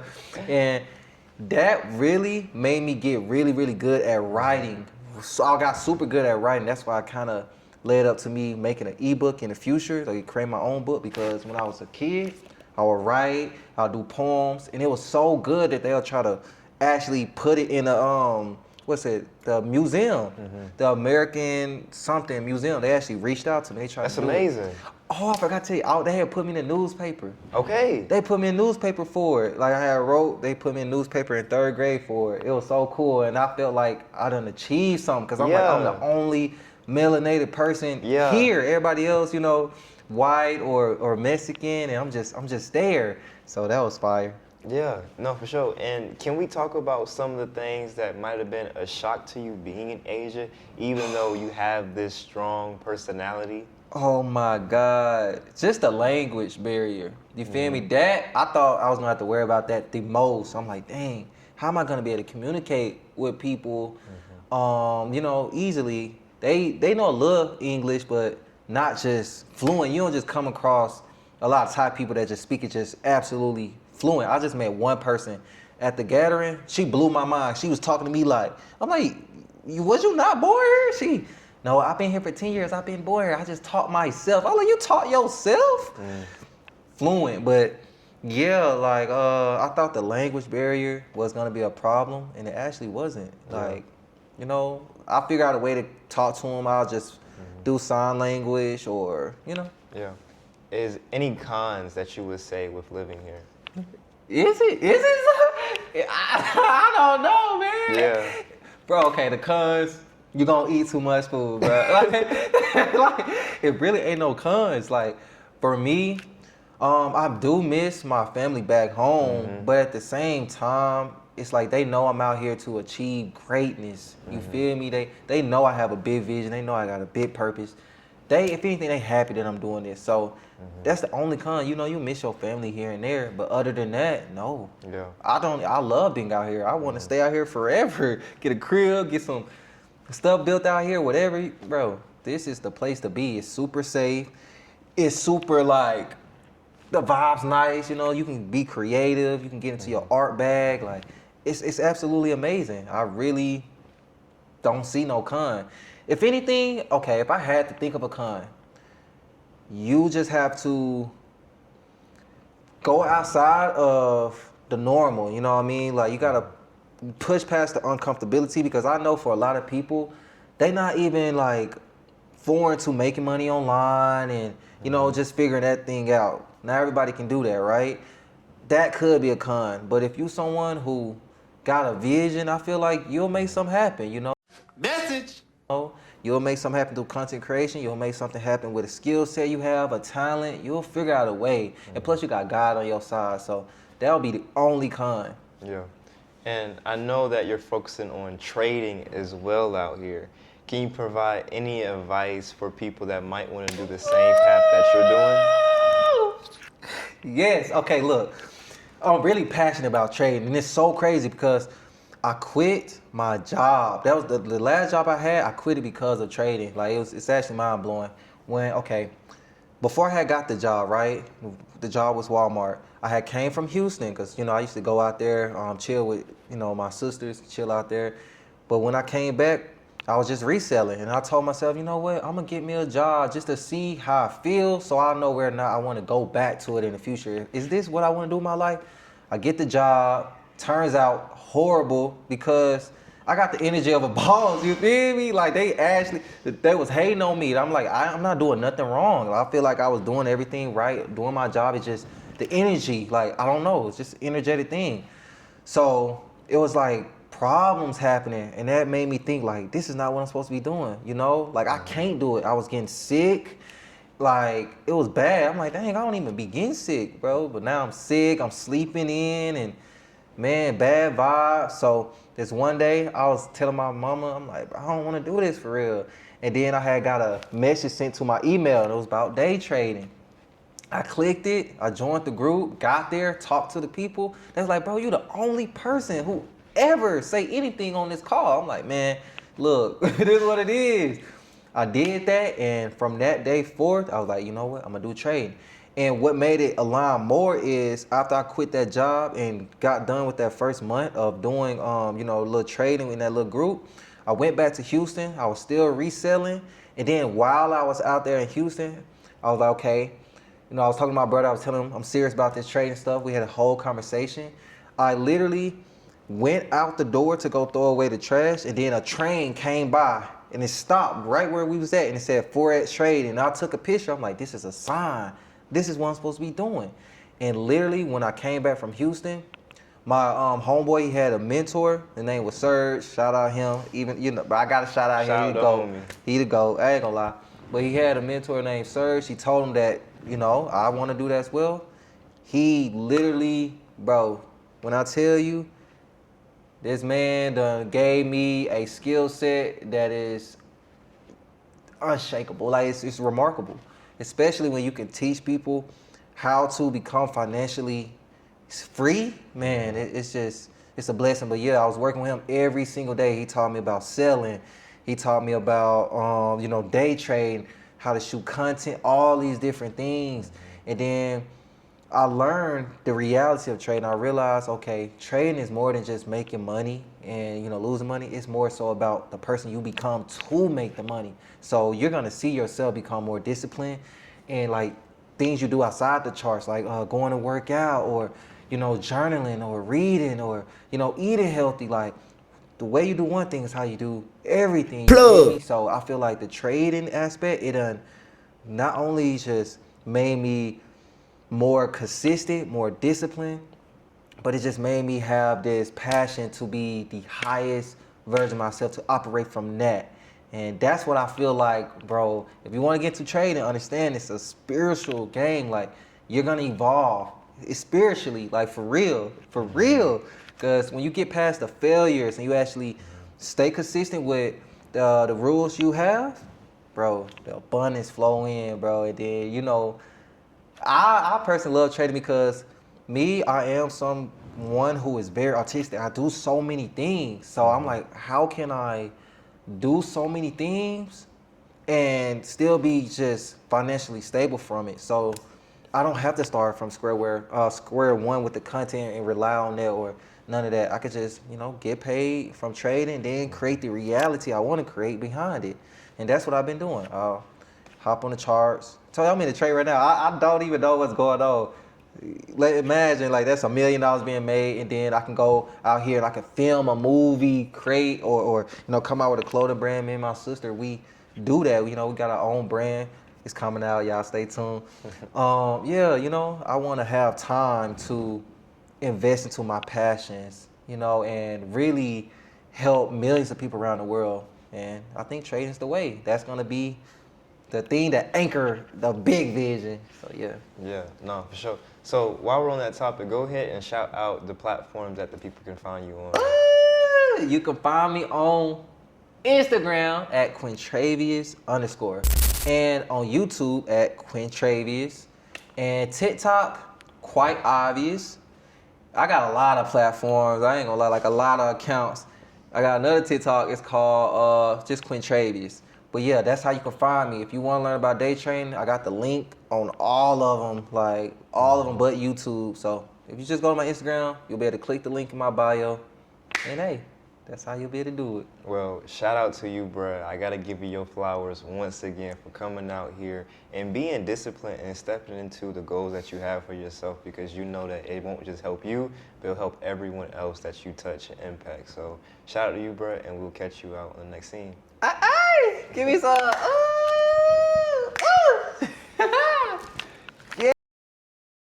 All right, y'all, so we're at our third interview for the day, and I have the baby of the family in front of us. Go ahead and introduce yourself once again. I am Love. You will find me online at Love the Artist. But yeah, that's it. I'm Love, and I'm from Dallas, Texas. Okay, Dallas in the hood. So we were talking about in the room as well about your musical journey and the support as well that you received from your family, but actually going into your next destination. Can we just talk about that transition for you from going from your hometown? Well, for me, I'm kind of like, as far as my household, I'm kind of like the grounded one. I'm kind of like the anchor, even with me being the younger one. But I'm kind of like the anchor. So my older sister, she lived a little further from my mom. Me and my mom stayed together. I stayed around my mom all the time. And me preparing to leave, my mom was almost devastated. Right before I left, my uncle was taken from us in the same apartments that I grew up in, to gun violence. And it was like a lot of grief for her. It was kind of heavy on me as well, leaving her, knowing that had just happened. But I genuinely felt like for my family and I's story that somebody had to do it. And it was harder than prior because I didn't want to leave her alone. I didn't want to leave her hurting. There's a lot of different things, but I just felt like I had to leave for me, one, for my nervous system. Also, like I mentioned, me being autistic, but I didn't really know until I was older. So I had to leave for my nervous system, just to open different doors in my life. And my family was very supportive, but like scared. Trauma and fear of just living runs through my family, of just not being safe, of just not being on, even being, to be transparent, on government assistance, or to not be, somewhere where what's going to happen. So it was like I received support. They knew I was gonna do it regardless. This is the person that I am. They knew, like, oh, she have her mind made up. She's gonna leave. But it was a lot of, why not just go for 2 months, or why not go for a week? Like, go for a little and see how you feel, or why Thailand? Like, why so far? You don't want to stay nowhere else in the States. You don't want to go. It was a lot of just questions. Like, why so far? And you don't want to stay. Like I said, I'm the type of person. I have my mom. You don't want to go. And I really do live by, like, and this is no disrespect to anyone, I don't want to live your life. So I can't make the decisions based off of what you're telling me or the safety that you believe that you have, because I don't feel like I have that safety. I'm very self-aware of how dangerous my neighborhood is. I'm very self-aware of how people have big dreams and then they stay here because of fear of just seeing different things, of not knowing, fear of not knowing. So I had support because they knew I was gonna do it. So my mom wanted to be more supportive, but it was a lot of grief, especially, like I said, I'm the baby. So I was the last one in the home anyways. And yeah. Now, you mentioned that you are the anchor, being that you're so young. What do you think made you become this grounded person along the way? In all honesty, kind of just the way I grew up. I feel like my home situation was very rocky until I got a little older. I was through a lot of different situations with my mom. I didn't really have a close bond with my mom until I got a little older. My sister went through whatever she went through, and she was kind of like the person who helped my mom raise me for a long time. And then she grew up and she had to leave, so it was like me and my mom, and then it was a lot of me kind of raising myself for a little while. And me and my mom had a rocky relationship because of that, because of resentment, because of just trauma, anger, and a lot. And during that process, I started to become a person that not who I wanted to be. I was angry and I felt like I had a reason to be angry, but the way that I was presenting myself to the world was not who I am. So I just started going on a self-healing journey a lot more. I had a spiritual awakening for a while during COVID, and just a lot of stuff happened, and a lot of doubt came from a lot of people because I already made up my mind. I don't want to go to college anymore. This is not what I don't want to do sports anymore. I feel like a slave. If I'm being honest, they don't really care about me. They care about what I can bring. I felt the same way about school. They want to brainwash you. I felt the same way about a lot of different things, and I was lost, but I knew that knowing that I didn't want to do these things made me more clear than a lot of people around me. And it took a little time for me to see results in the things that I actually cared about. So I had a lot of doubt, but when the results started coming in and I was living the life that I was living, people, including my mom and my sister and just family, they respected it a lot more. And I feel like growing up and having to raise myself for a little while made me have to regulate my emotions a lot more. And then I didn't know that I was autistic until I got a little older.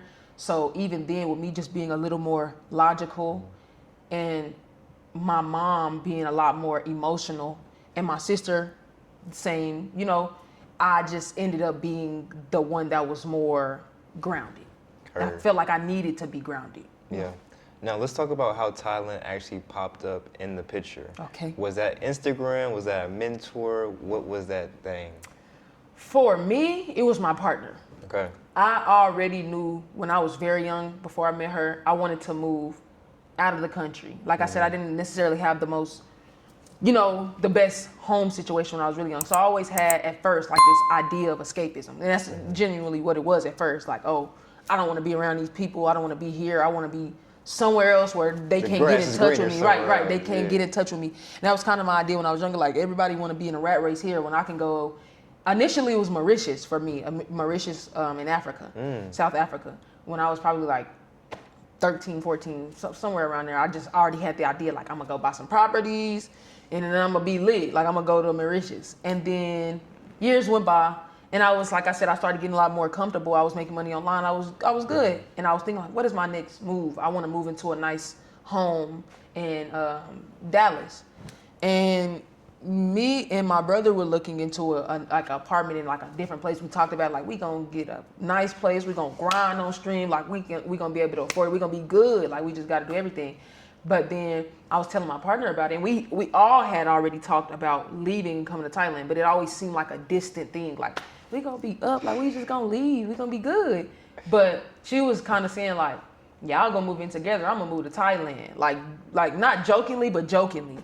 And when she said it, it kind of hit. And I was like, the money that we would pay to stay in like a nicer place in Texas, like $2,000-$3,000 for a 2-bedroom or whatever, we could just leave the country, especially since I make money online, my brother make money online. She traveled for work, but she has a lot of skills. So I'm like, you can make money online. Like, why not do it now? Like, if we already planning to move in and put deposits and stuff and change our life, why not do it now? So that's kind of how the conversation happened. And then the type of person I am, once it really is, and then me and my brother combined, like, once we already made an idea, like, that's the best idea, we just started looking into how we can do it, and it seemed easier. And at the time, you just see Space Boy, I forgot his name, Space Boy Q, I think. Hell yeah. All his videos, him just like, somebody come, we live here. That's what I'm saying. So it was just like, oh, this was a sign. So we just started getting things ready and moving. But then around when we were gonna come the first time initially, which was gonna be earlier 2025, like around, I think, April,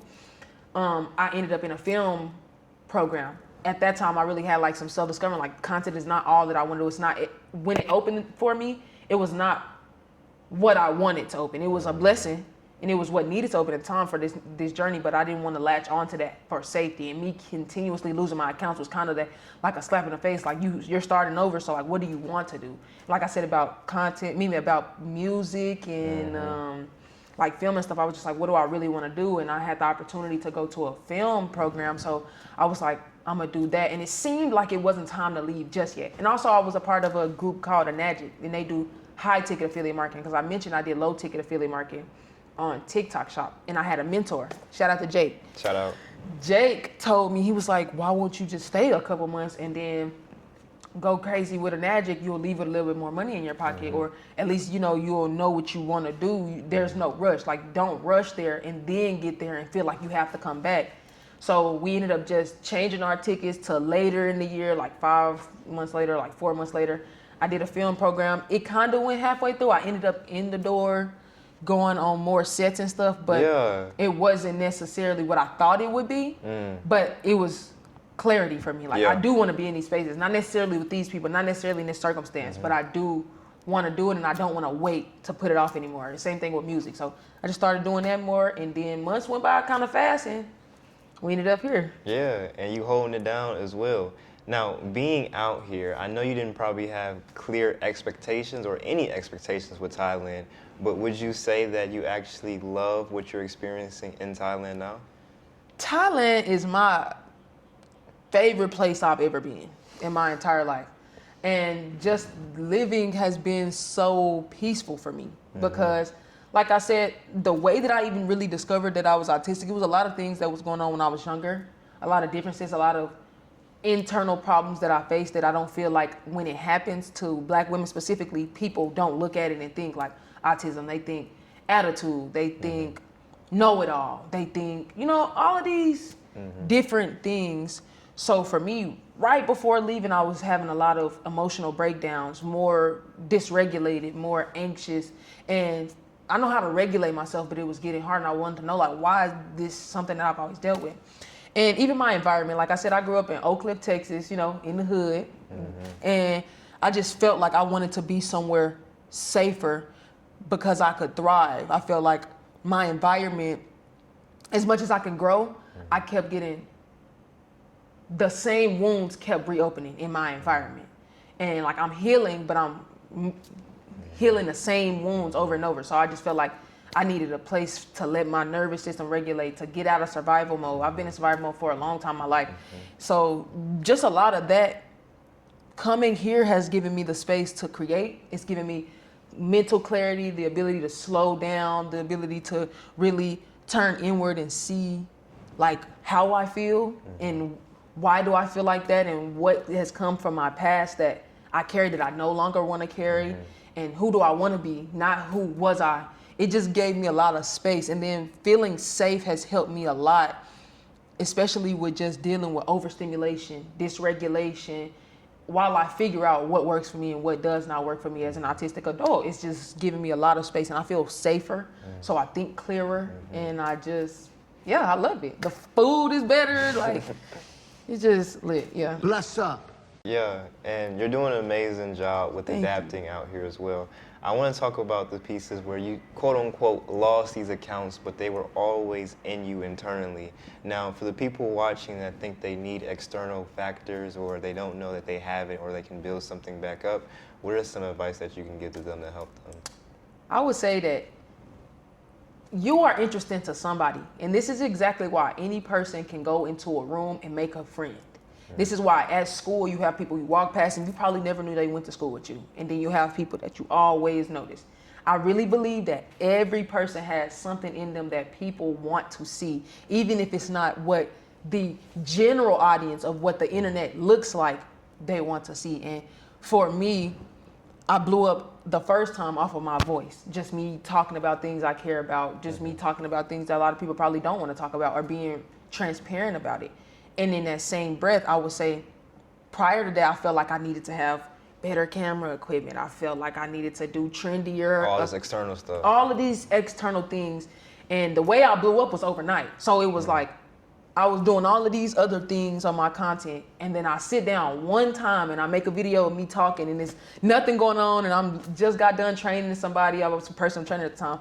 And I wake up the next day and it's 500,000 views and 10,000 followers, and everybody like, you need to make more videos like this. And I just started doing it and talking, and it just felt like, oh, this is where it started. And then there was a time where it started to feel like work. But yeah, when I lost the account, it made me kind of turn inward and see, like, when you first started, before it became a thing for you, before it became something that you do, what about it made it so potent? Because you see people post all the time. What about it made your account? Because the first account I ever made, it blew up the most than any of my accounts. And then I really got real with myself and was like, it was the fact that you didn't feel like you needed all these other things, like you talking to a camera and like you talking to a friend.